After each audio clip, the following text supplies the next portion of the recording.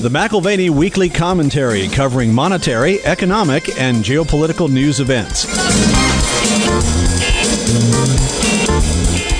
But what the law has tried to do, and he says this in his writings at the time, he said, it would have been easy for me just to introduce money into France, but that wouldn't have solved the problem. There was this huge overhang of government debt, and I tried to address this problem. Unfortunately, he went at it perhaps too quickly, pushed it too hard, and the system collapsed in the second half of 1720. Now here are Kevin Orrick and David McAlvany.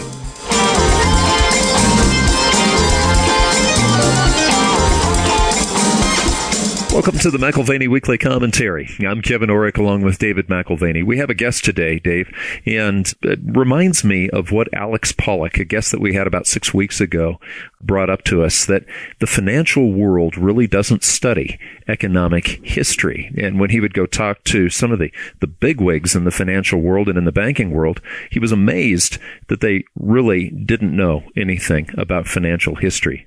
Reading through the biographies that Antoine Murphy has written on Richard Cantillon and John Law, I would say that Antoine Murphy is one of my favorite economic professors. Now, I haven't sat with him in class, but I can tell you that the reason I'm excited about listening to and engaging in conversation with Professor Murphy today is because he's the kind of professor that I would have wanted in my economics class. Well, he's a biographer at heart. He understands the human behind the economics. And, if you remember when we interviewed Adam Ferguson, who wrote a book about the collapse of the German system back in the 1920s, what we loved about his book, The Death of Money, was that it didn't come at it from a mathematical point of view. He brought it to the human perspective, which, let's face it, Dave, we're humans first. In that sense, Deirdre McCluskey does the same thing, where you have a certain approach to economics, which is less common today, but is of equal or greater value as it becomes scarcer and scarcer. We live in a day and age where we talk a lot about John Maynard Keynes. Okay, we talk also about Milton Friedman. We talk about some of what we call the new economists, as if these were new ideas. But when we were talking the other night about John Law and his sometimes partner, Richard Cantillon, we realized that John Law was the first John Maynard Keynes 300 years ago. And Richard Cantillon, to some degree, was a monetarist. Yeah, Milton Friedman. Well, as we launch into our conversation today with Antoine Murphy, there are three things that stand out from the biography on Richard Cantillon, which he wrote in 1986. The first was that unconventional monetary policy, it's not new. It's something that we have seen going back several hundred years and still have today. We just have a new vocabulary for it today. The second thing that stood out was the role of money and credit, which has always been central to bubble dynamics and always necessary to continue to push prices of assets higher and higher. And I think the third thing that stood out to me is that Shakespeare suggested, and I think Cantillon's life reflects this, that the past is prologue. Professor Murphy, several of your interests as an academic in the field of economics deal with the history of monetary thought, with monetary economics, and with macroeconomics as a whole. You've written a number of books highlighting the stories of John Law, and then of Richard Cantillon as well. And many of our listeners will know John Law from the story of the Mississippi Bubble of 1720. I think fewer will know the name of Richard Cantillon, and I think fewer knew about him prior to your biography, but he's certainly no less important. Law was from Scotland, Cantillon from Ireland, and they both found themselves in Paris, France. We'll talk about them more in a moment. You've moved from Trinity College, Dublin, to the Center for International Affairs at Harvard, to then the West Coast to teach a seminar in economics there at Stanford University, along with time at the Hoover Institute. I'm sure there's more we could add to your biography to make it exhaustive, but now by coincidence we find another Irishman in France. We're curious, in your retirement, are you trading wine? Are you banking? Are you speculating on the Paris Exchange? Tell us why you're there, and tell us how Cantillon emerged as that banking figure in Paris from his youth in Kerry, Ireland. It's far more prosaic, my reason for being in Paris. My wife is French, and we come over to Paris from Dublin quite frequently. And it was on one of my trips from Dublin to Paris that I'd been reading a book on the monetary approach to the balance of payments by Harry Johnson and Jacob Frankel. And I saw a footnote in that, and in the footnote they said that Richard Cantillon made a contribution to the monetary approach to the balance of payments. And I remembered a lecture that I got in University College Dublin, in which the lecturer described some of the gruesome details of Cantillon's murder in 1734. And I said to myself, I'm in Paris, why don't I go to the Archives Nationales and the Bibliothèque Nationale and try and find out something about Cantillon? And that started the first 10 years of research on Cantillon, which ended up in this book being published in 1986. Incidentally, there is a paperback edition which has just been published by Oxford University Press this year of the book. What am I doing in Paris at the moment? One of the things that I'm trying to do is to sharpen up a play that I've written about dealing with Richard Cantillon and John Law called Millionaires. This, I think, could be sort of opposition to the musical Alexander Hamilton, because in the play I try and show the huge internal debate that went on between Cantillon and Law at this rather frenzied time in 1720, when the world's first stock market boom and eventually collapse occurred here in Paris. Well, I think the story of his life is one full of drama, and it is fit well for theater. So when you're near completion, I would love to be there for when it opens. It sounds absolutely fantastic. Well, you had the Jacobite capital flight from Ireland to France, and at one point, the amount of money leaving Ireland was equal to 50% of the total Irish money supply. And this really cemented the Irish banking community in Paris, to which Richard Cantillon became a member. You discuss in the biography his transition to banking through working with James Bridges, the British paymaster general and war profiteer. And in this episode, it was clear that creative accounting was not invented by Arthur Anderson. This is not a new fangled thing, and it was not limited to non-GAAP reporting as corporations use today. Maybe you can tell us a little bit about Bridges and the bridge that relationship became to Cantillon's banking endeavors. Well, Bridges is an absolutely fascinating character. He was probably the biggest war profiteer of the 18th century. He was the paymaster general to the forces abroad for the British Crown. And in the period in which he was the paymaster, the British forces were fighting out in the Iberian Peninsula in a war known as the War of the Spanish Succession. And that had been going on for about 10 years. Now, Bridges, who would later become the Earl of Carnarvon and still later the Duke of Chandos, as the paymaster general to the forces abroad, seemed to have his finger in every provisioning pie that was available. So, for example, the clothing for the soldiers, the gunpowder for their guns, the muskets that they had, all of these contracts, Bridges would have been insisting with the contractors that he had a certain percentage. He would have taken a percentage on the foreign exchange transactions as money was transferred from London to Genoa and from Genoa to the Iberian Peninsula. All of the time he's making a very, very considerable sum of money, to such an extent that he builds a huge house outside London called Cannons, which unfortunately was destroyed later. But as a mark of his wealth, he was able to employ Handel as his Kapellmeister, as the head of his chapel. And he could click his fingers and ask Handel to perform some musical activity whenever he wanted. So he's fabulously rich, he's fabulously corrupt. Cantillon, through one of his uncles, who was a banker, got involved with Bridges and acted as an accountant to the troops in the Iberian Peninsula. And there I think he really learned double entry bookkeeping, because there were books kept for the official files, and then there were books kept on the additional amount of profiteering that was going on. So Cantillon was certainly no saint, and he would have been assisting Bridges make a very substantial fortune. When the war ended, Bridges then suggested to Cantillon to come to London and to work for him. But Cantillon decided no, he would go to Paris. His cousin had a bank in Paris, the Chevalier Richard Cantillon, and he decided he'd go to Paris and become a banker in Paris. There's a long stretch here where multiple bubbles occur both in Paris and the London Exchange and then in Amsterdam. And through this, Cantillon makes his own fortune, going from banking to speculating. And after that, he's sort of sitting as a wealthy man with a little bit of time on his hands other than defending a few lawsuits. And he publishes a book. The first systematic treatise on macroeconomics was written by Richard Cantillon in the 1730s. And it followed his practical experience as a goods trader, as a banker, as an accountant, and then again, as we mentioned, a fabulously successful speculator.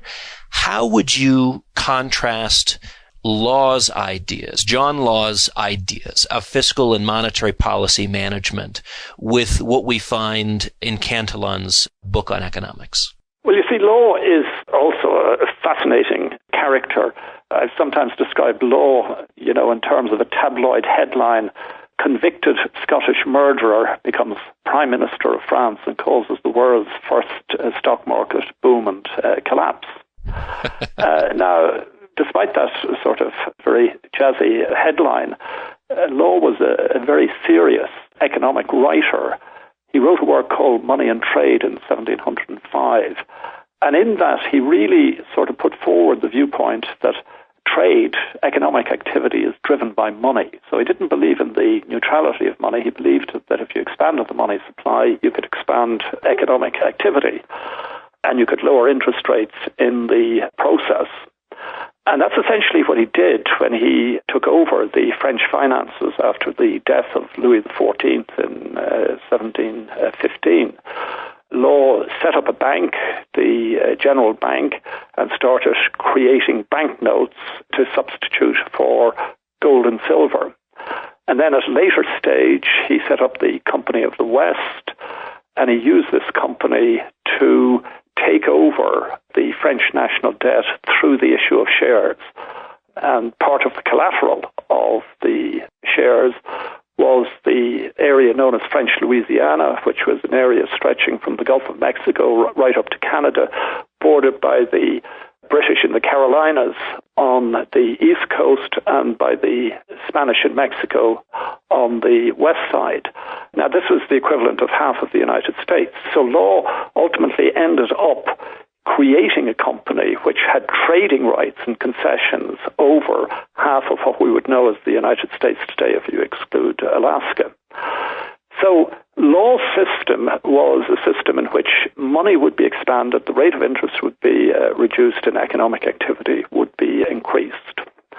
Cantillon, on the other hand, would be sort of different in his approach. He believed that there was a real economy out there, and you needed to be careful about grafting on the real economy, a financial economy, and overexpanding the financial economy relative to the real economy. And in his essay on the nature of trade in general, published in 1755, Cantillon really stood out from all the other writers of that period in that he showed that the essence of sort of a good economist was to build a model. And he built up a model from what you might call a single command barter economy to a sophisticated market money-using open economy. And he showed how the economy could produce goods and services, how the market system operated, and how at the center of economic activity you had this key individual, the entrepreneur. In terms of, say, modern-day parallels, I think John Law could be regarded as a Keynesian, somebody who believed that monetary and fiscal expansion were good to drive the economy if the economy was at a situation where there was less than full employment. Cantillon, on the other hand, was more of a monetarist. He was saying, look, the market can sort out unemployment problems, and what you have to do is you have to be very, very careful in ensuring that you don't overexpand the money supply relative to the demand for money, And if you do that, then you're going to get balance of payments problems, you're going to get inflation problems, et cetera, et cetera. So I think law could be regarded as sort of a pre-Keynesian, and Cantillon could be regarded as a pre-monetarist in today's parlance.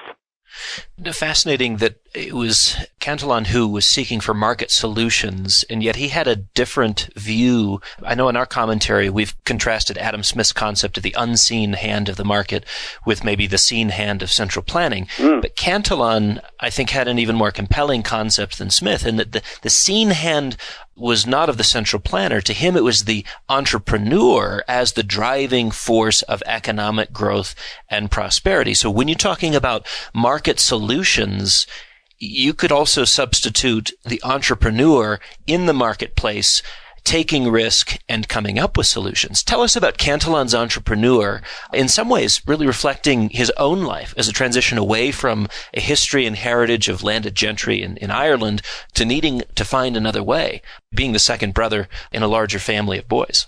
Yes, well, you have to remember that Cantillon was forced out of Ireland. They were sort of lords of the estate down in the southwest of Kerry at a place called Ballyhaig. Then the Williamite invasion took place, and a lot of the Catholic Irish were dispossessed. So they had to leave after the Treaty of Limerick. And he would have had to fend for himself. I mean, there are stories that he arrived in Paris and he had no shoes on his feet, and, you know, he was relatively poor. That would have been before he went to Spain. When he comes back from Spain to Paris, he is a merchant. He deals in clothing, he deals in wine, but he very quickly finds his feet in the area of banking, and he becomes a top-class banker. But all of the time, as you read the essay, you can see that he's very, very interested in the central role of the entrepreneur. And I think this is very refreshing, because in economics, we've sort of got rid of the entrepreneur. There are very few textbooks in economics in which you find the writer discussing in great deal the role of the entrepreneur. Schumpeter was one of the few people who recognized the incredible importance of the entrepreneur. And Adam Smith, you know, with The Invisible Hand, blanks out the entrepreneur, although he plagiarizes an awful lot of Cantillon's essay in probably his most famous chapter, which is chapter 7 of book 1 of The Wealth of Nations, where he distinguishes between market prices and natural prices. And that's all taken from Cantillon, who had the distinction between market prices and intrinsic value. Intrinsic value was just what Smith replaced with natural price. Now, to Cantillon, the entrepreneur had to be conceptualized. Who is he? What does he do? And here, I think he produced one of the most brilliant one-liners in economics. He said, the entrepreneur is somebody who buys at a known price to sell at an unknown price. And I've challenged many years of students in Trinity and indeed in other universities to produce a better one-line definition of the entrepreneur, somebody who buys at a known price to sell at an unknown price. So you buy up the factors of production, you know the cost of these, you produce the good or service with the factors of production, and then you have to sell it. Now, if you get the price right, you make profit. If you get it wrong, you lose and you go out of business. So the entrepreneur is somebody who has to be very, very close to the market and identify what's going on and be able to work out the price at which he's going to sell the particular good or service that he's producing. And Cantillon, I think, in introducing the entrepreneur to economics, showed economists a way forward. Let's use the entrepreneur as the central driving force of economic activity. You can see that across the global economy at the moment. China has been transformed. Why? Because there are millions and millions of entrepreneurs that have been unleashed. Incidentally, Cantillon talked about these entrepreneurs in China in the 18th century. In the United States, over the centuries, it's been the entrepreneurial drive that has led to the huge progress and prosperity of the United States. Economics, if you think about it, it took an awful turn for worse in the 19th century when Marx came along and sort of classified the socio-economic differences in society as being between the capitalist and the labourer. And the capitalist was the nasty man, and the labourer was meant to be the good man who should be benefiting from all of the surplus value created by the capitalist. Now, if in fact economists hadn't gone down that Marxian detour, or some economists, and had emphasized more the role of the entrepreneur rather than the capitalist, you don't get all this tension that you have between capitalist and labourer, because the entrepreneur can be a taxi driver living on the same road as somebody who is driving a bus for the public sector. So you don't have socioeconomic tensions. I think when you classify your society as being a society in which you have entrepreneurs and people who work at a fixed wage rate. So there's a huge richness to be found in Cantillon's essay, not only in terms of the way he conceptualized the role of the entrepreneur, but in terms also, I think, of this socioeconomic classification that society is one in which you have entrepreneurs and people working on fixed wages, rather than a society in which you have nasty capitalists versus labourers. We'll bounce back and forth between this period of the 1720s and modern times, perhaps borrowing some of the intellectual capital from Cantillon to better understand where we're at today. A conversation that I had with Carmen Reinhart last year, we discussed financial repression, and that is essentially the assignment of losses and the corralling of investors into particular categories so that problems can be sorted out from a fiscal standpoint. I think if the entrepreneur is one of these key pieces in the market that ensures that the market works, what happens when incentives shift away from the entrepreneur? Okay, so now it's no longer just buying at a known price to sell at an unknown price, but it's also dealing with how a central planner may be trying to apportion losses, whether that's through a special tax scheme or debt restructuring. What are your thoughts? Well, I think if you're trying to give Cantillon a voice in this, he would be saying, once you move towards central planning, you're essentially destroying the role of the entrepreneur, and you're going to end up with a very, very soft economic structure. It's going to lose its dynamism. So Cantillon would be sort of saying, you've got to nurture and progress the entrepreneurs. You have to encourage young people to think of acting as entrepreneurs. And indeed, there's a good example of this in France at the moment in President Macron, who's getting a very hostile press. But if you look at it from an economic perspective, he is trying to ensure that there are a lot more young entrepreneurs brought into the French economy. He's trying to reduce taxation on the capital that entrepreneurs are using.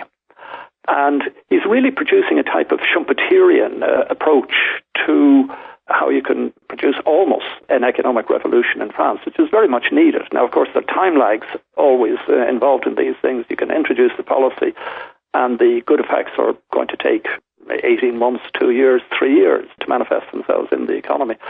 But I think it's reassuring to see in France that there is at least an attempt now to reduce taxation of entrepreneurs, to encourage their activity, and to get them to grow the French economy. You know, we go back to this issue of investing in the youth, and you mentioned early on in the book, quoting Jacques Savary, that, you know, advice to parents for budding entrepreneurs is basically stay away from college. Experience has taught us that children whose parents send them to college to study Latin, grammar, rhetoric, and philosophy up to the age of 17 or 18 are very seldom fit for trade. And of 30 there would not be 4 who would go into this profession if they were not forced into it by their relatives. I think of Cantillon's life and the hardship which was a precursor to his success. And yes, he earned a fortune, but was Cantillon's real fortune to emerge at a unique time in history? Right place, right time seems to be a prominent aspect of his biography, along with the hardship that he endured to get where he was. Yeah, I think he would have made money at any particular phase of history over the last couple of hundred years. I think he was just innately extremely bright. And when you have a look at the way in which he got himself involved in the Mississippi system, you can see his intelligence shining through at almost every phase. And here he is, he's in Paris, he meets up with John Law, he listens to what Law's talking about, and he says, yeah, there are a lot of good ideas there. And he agrees with Law that it might be a good idea to send some colonizers out from France to what would be called New Orleans. Incidentally, we're celebrating the tercentenary of the establishment of New Orleans in this year. It was named after Law's mentor, Philippe, Duke of Orleans. Now, Cantillon says, right, Law and myself, we'll send colonizers out, we'll put the investment up and we'll send them from La Rochelle to New Orleans. He follows Law in the first phase of the Mississippi system. The price of shares rises from 160 to about 2,000, from 160 in 1717 to 2,000 in the early summer of 1719. Now, Cantillon has made a lot of money because he's invested in these shares. But at this stage, he starts using his economic theory and he says, hey, this is a bubble. This thing is going to blow up. And so he decides to sell all his shares and he retires to Italy.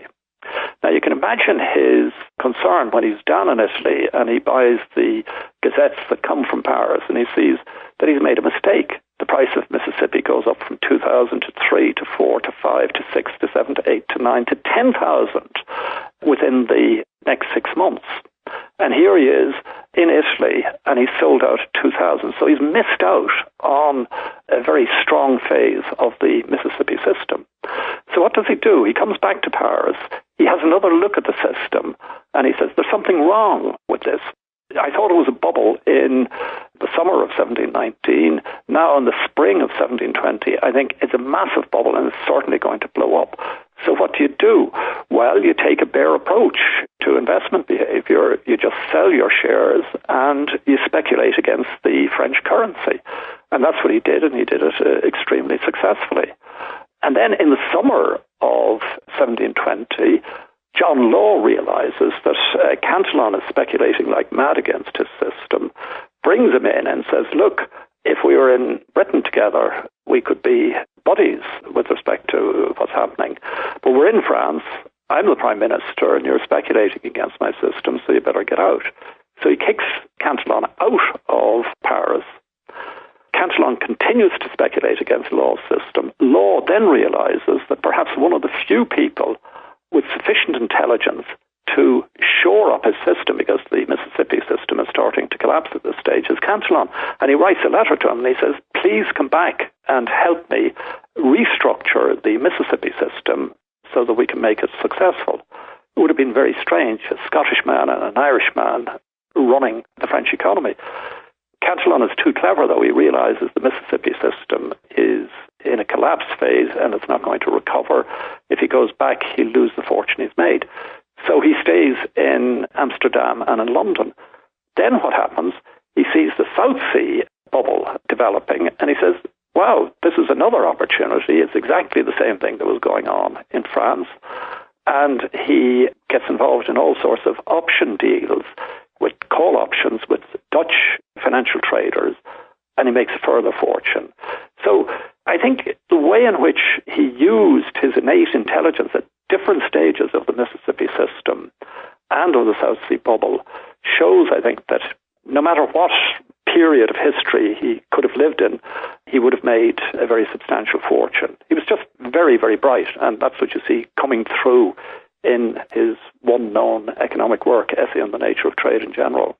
You also see that his intelligence is not limited to numbers. He has the sense, after selling out on the first round from 160 to 2,000, the Mississippi bubble, to move to Italy, to get out of the way of any political ramifications which may come if, in fact, the system does collapse, knowing that there will be further ramifications. So he understood social, political, economic trends, as well as accounting and some economic theory. So it really is an interesting guy to study. Cantillon's view, I want to compare him perhaps with Jacques Rueff. Imagine a conversation with Jacques Rueff, financial attaché to the British in the early 1900s, and was advisor to de Gaulle to begin to change the relationship between the U.S. and the United States. Cantillon's view of the increase in the money supply, leading to a balance of payments deficit. How do you think Cantillon, again hypothetically, would have discussed that issue with Jacques Rueff? We've got the U.S. running a deficit. Rueff called that the deficit without tears. Cantillon assumed that there, if I were to put words in his mouth, would always be tears. How do you think that conversation would go? Oh, yes, I think Cantillon would have said to him, look, these things always end up with tears, always. Because he said, if you are expanding the money supply relative to the demand for money, there are a number of transmission mechanisms whereby the expanded money supply can manifest itself. You know, it can happen in the bond market, it can happen in the goods market, and various types of asset markets, in the consumer good market, etc., etc. But you're going to have increased expenditure in these areas, and then it all depends on the extent to which the economy is fully employed or not. And if the economy is fairly fully employed, Cantillon would say, hey, this money is going to flow through increased expenditure in these markets and generate a balance of payments deficit.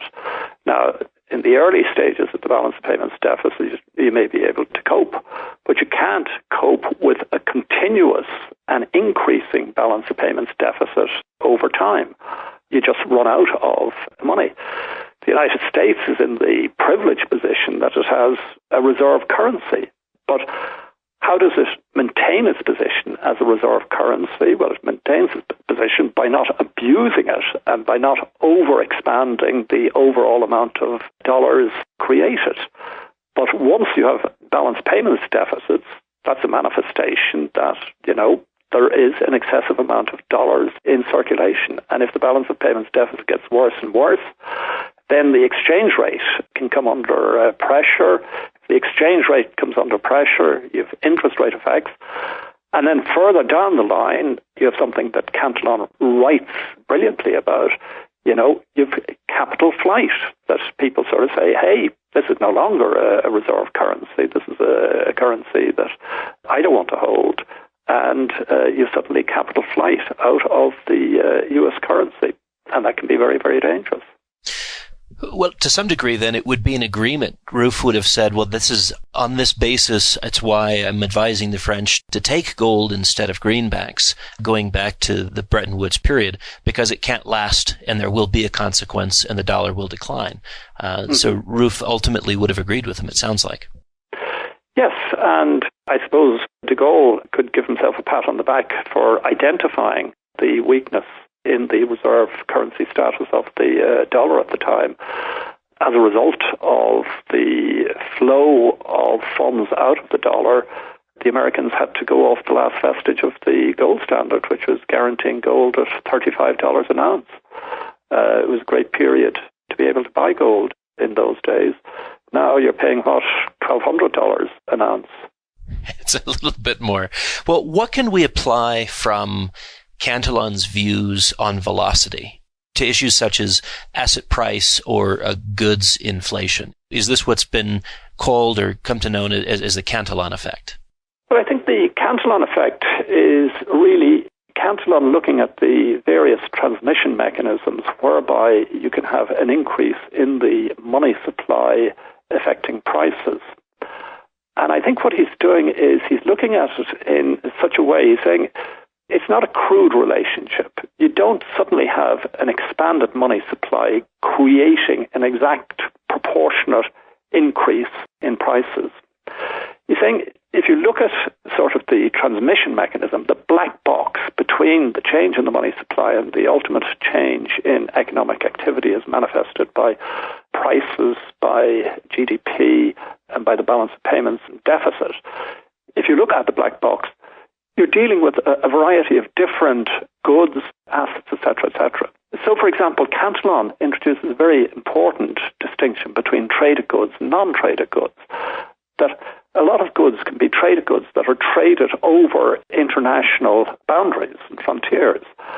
And the price of traded goods is not necessarily going to be influenced by what's happening to the money supply in the domestic economy. Traded goods are going to be determined, the prices of them, in international markets. So that was quite a sophisticated element for Cantillon to introduce into economic discourse, that you expand the money supply by X%, it doesn't necessarily mean prices are going to increase by X%, because there are a whole range of different markets and different economic settings in which the change money supply is permeating through the economy. Cantillon learned, as we've discussed earlier, some practical trading skills, and it would seem that in the real economy, this is where he kind of was mentored first. Then he transitions to making a fortune in the monetary economy, in the financial universe and in banking. Contrast those for us and tell us if you think there's a point at which the monetary economy eclipses the real economy in a detrimental way. I would sort of say more the financial economy rather than the monetary economy, because Cantillon believes money has to be there. You have to have a monetary economy for economic activity to function properly. Now, what he's very much against is, if you like, financial graft on the economy. And this is the type of financial graft that John Law had introduced, that Law is suddenly transforming government debt into shares of the Mississippi Company, and he's monetizing these shares by guaranteeing them at 9,000 livres a share. So Cantillon is looking at this and saying, hold on, Law, by this financial manipulation, by this financial graft of converting debt into a highly monetized financial instrument, has created a financial economy which is way out of line with the real economy. And Cantillon had sort of spent a lot of his intellectual powers in trying to show how the real economy is built up. It's this economy in which you have entrepreneurs producing goods and services, etc., etc. But now suddenly you have this added dimension, this graft, this financial innovation of John Law, and he feels this is putting things out of kilter. He knows it has been wrong because he's made a fortune out of backing against the consequences of Law's system. And I think after the collapse of the Mississippi system, he sort of sits back and he says, well, where did Law go wrong? What was wrong with Law's system? And I think his view is that, hold on, you can have a certain amount of financial innovation, but when you have an excessive amount of financial innovation and the financial economy goes out of line with the real economy, be prepared for the worst. You know, stock markets are going to collapse and you're going to get into all sorts of difficulties.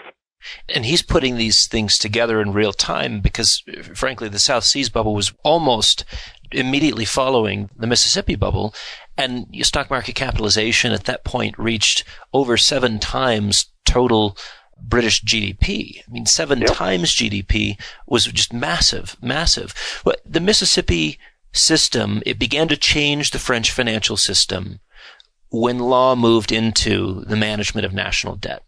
And I'm curious if there's lessons that you would draw from that time frame that might be instructive to contemporary central bankers who are attempting to keep the world afloat on top of massive central bank balance sheets today.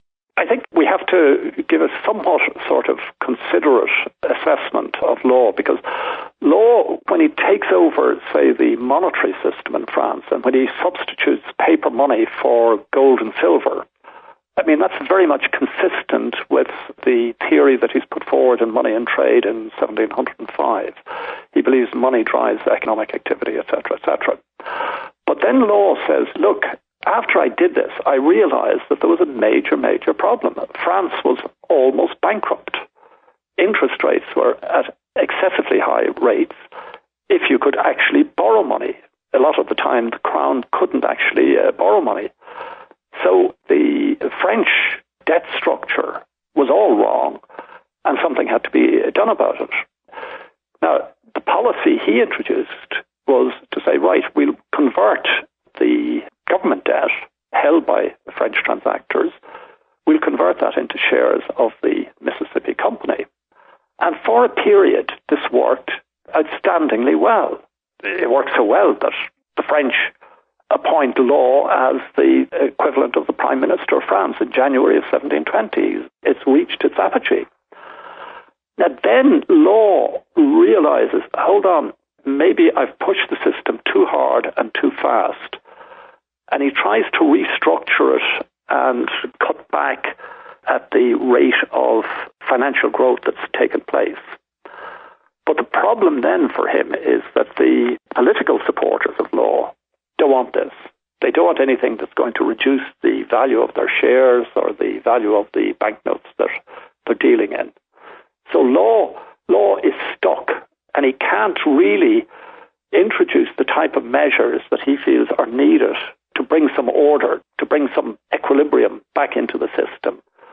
And that's his fate, really. Between January of 1720 and May of 1720, he tries all sorts of policies to correct the imbalance which he's created, but to no effect. And eventually, in May 1720, when he's allowed to reduce the value of banknotes and shares, there's huge market reaction against him, and he's forced to resign as the Prime Minister.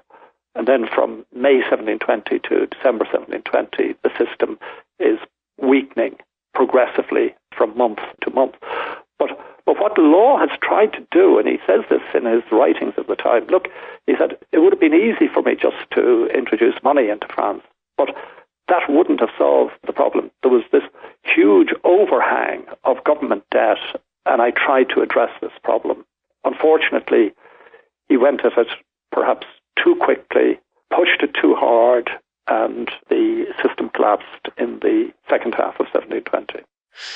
Well, and this is a period of time where they're experimenting with what is money. Gold and silver were considered money, and then this experiment pushing gold and silver out of the way is a part of the process. You then have the collapse of the paper experiment, specie, gold and silver brought back in to regain confidence in the monetary system. But at the same time this experiment is happening, you do, if you're a global player, if you're an investor beyond your borders provincially, you can choose the sterling, you can choose the guilder, you can choose other currencies which have real substantive metallic backing. As a historian of monetary policy, which you are, can you see the current fiat system that we have, post-71, post-Bretton Woods, can you see it enduring? Oh, I think so, very much so. I mean, the problem is that if it doesn't endure, do you go back to the gold standard? And the gold standard, as we saw in the 1930s, and I would say even before then, acted as a terrible anchor to economic growth and economic prosperity.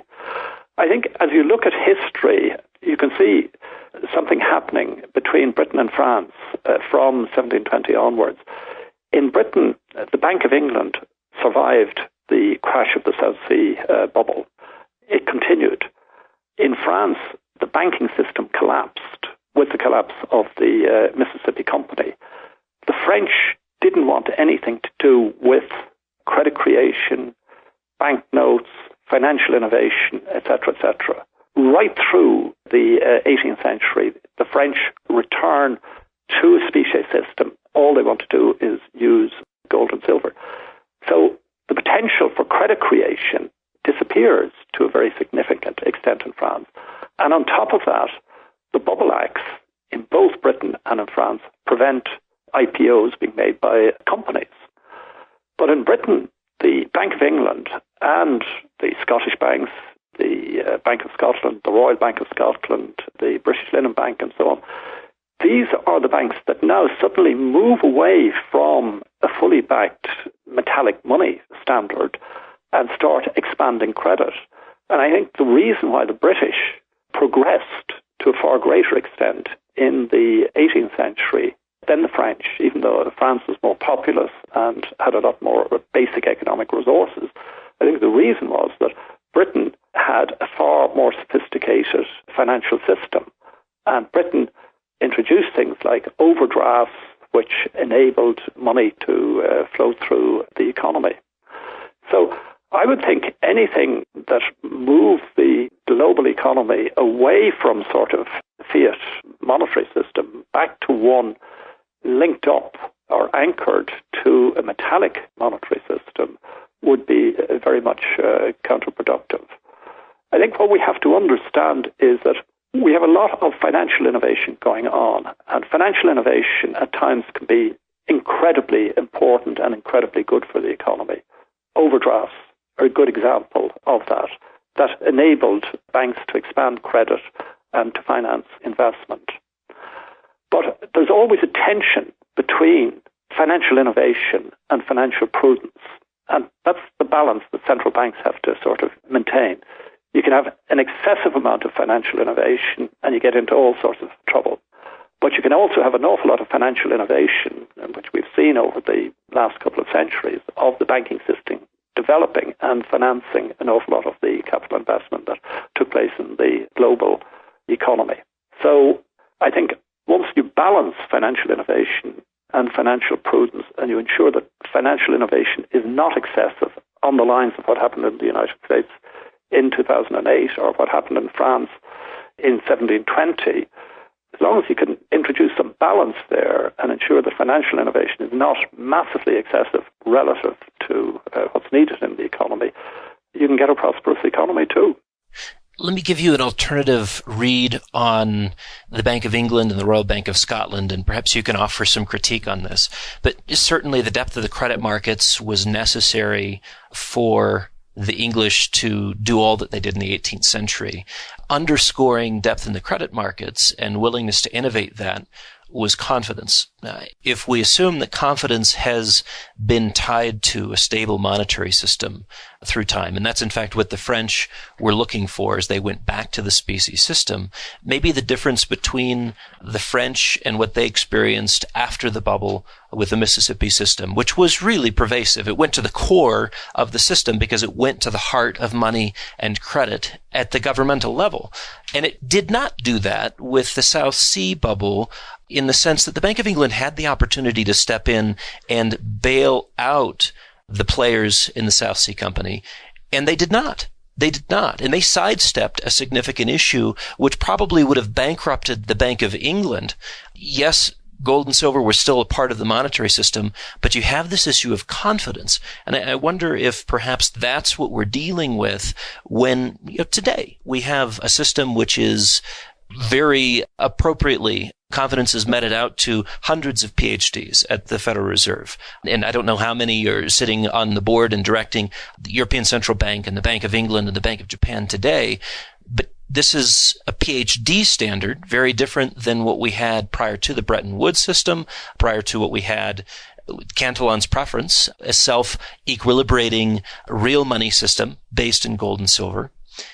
I guess what I'm asking is this issue of confidence tied to gold and silver maybe underappreciated as things played out in the Bank of England and how their credit markets developed in the 18th century?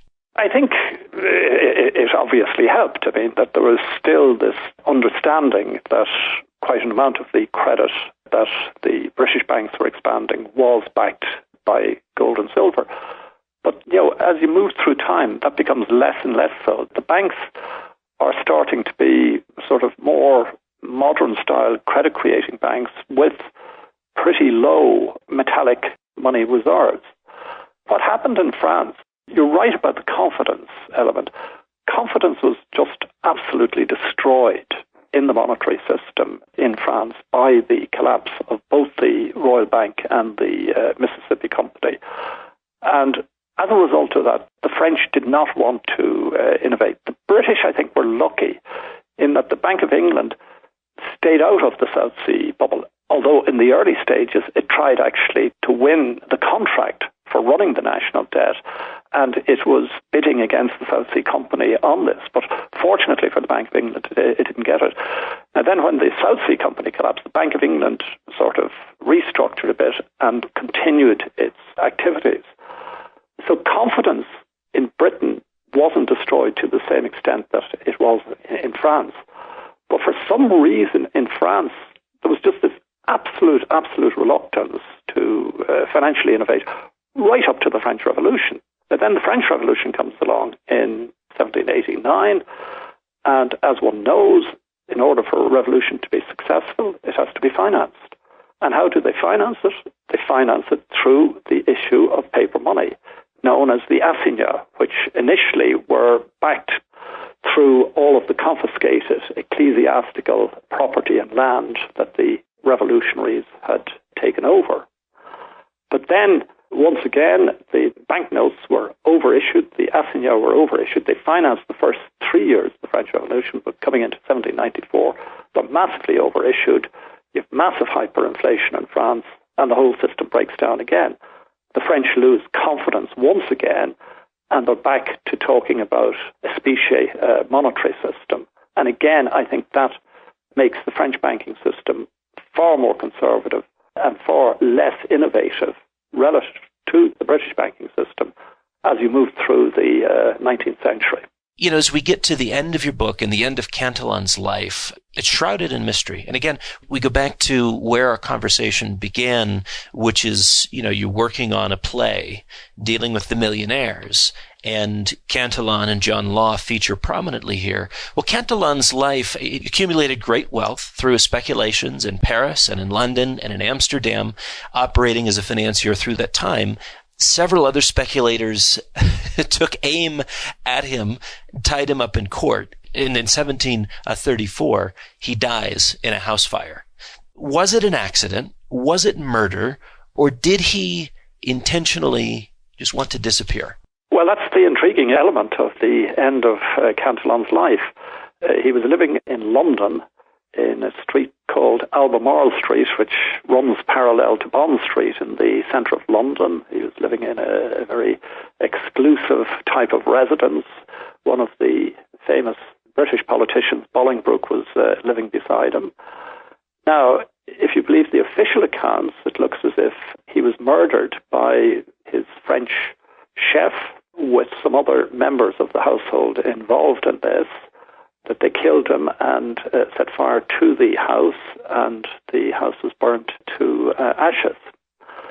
6 months after Cantillon's demise in London, there's a very mysterious individual called the Chevalier de Louvigny, who arrives in the Dutch colony of Suriname in South America. The Dutch authorities don't know who this Chevalier de Louvigny is. He goes into the jungle and he sets up a camp there. They send in troops to locate him. He disappears. Then they relocate him in another area in the jungle. Again, troops are sent in to question him. He disappears again, but this time they find some freshly dug earth. They dig it up again and they find a very large box of documents relating to one Richard Cantillon, Esquire of Albemarle Street, London. Now, the question arises, if this Chevalier de Louvigny was the man who murdered Cantillon, why was he pulling a very large box with documentation relating to Cantillon, which would have been highly incriminating, through the jungle of Suriname? Why had he taken it from Europe to South America? Unfortunately, we don't know who this Chevalier de Louvigny was. Was it Richard Cantillon, who had arranged his demise in Albemarle Street? Because, remember, his body was burnt to ashes. Or was it the French chef who had stolen documents and brought them to Suriname? Very difficult to know. I would think it was about 85% chance that Cantillon was murdered in Albemarle Street, perhaps a 15% chance that he arranged his own demise. And remember, at the time, he was subject to a lot of civil and criminal lawsuits, both in Paris and in London, and that may have given him an incentive to want to get out. One way or the other, it's quite mysterious. And then, almost 21 years to the day of Cantillon's murder in 1755, this Essai sur la nature du commerce en général is published in Paris. There's no author given, but very quickly people say this was written by this former banker, Richard Cantillon, who lived here in the 1720s. 21 years to the day his work is published. The day that he is murdered, if he's murdered He withdraws £10,000, not an insignificant sum in that day, from his bank.